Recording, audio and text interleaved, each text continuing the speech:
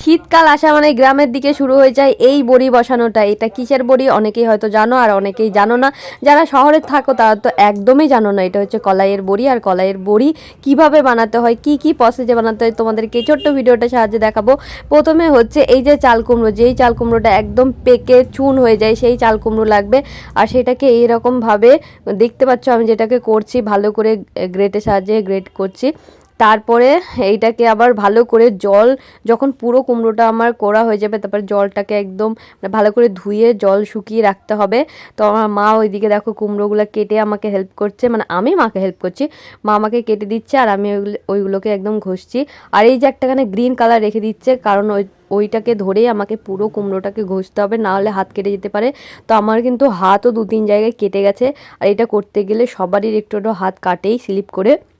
তো যাই হোক, আজকে আমি যেহেতু বাপের বাড়িতে এসেছি আর মা কুমড়োর বড়িটা দিচ্ছে, তাই আমি একটুখানি হেল্প করে দিচ্ছি। আর শীতকাল মানে গ্রামের প্রত্যেক ঘরে ঘরেই কিন্তু এই বড়িগুলো দেওয়া হয়।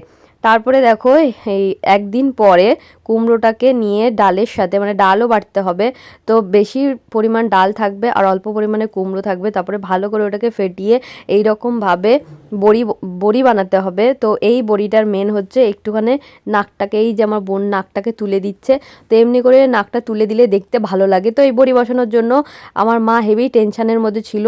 পাড়া থেকে একটা বউকে ডেকে এনেছিল, ওই বউটা নিজের ক্যালি দেখিয়ে চলে গেল যে আমাদের বড়ি উনি বসিয়ে দিতে পারবে না, তার বাড়িতে অনেক কাজ আছে বলে চলে গেল। তো আমার মা খুব টেনশানে পড়ে গেছিল।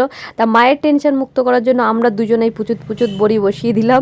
দেখতেই পাচ্ছ আমার বোন অলরেডি শুরু করে দিয়েছে।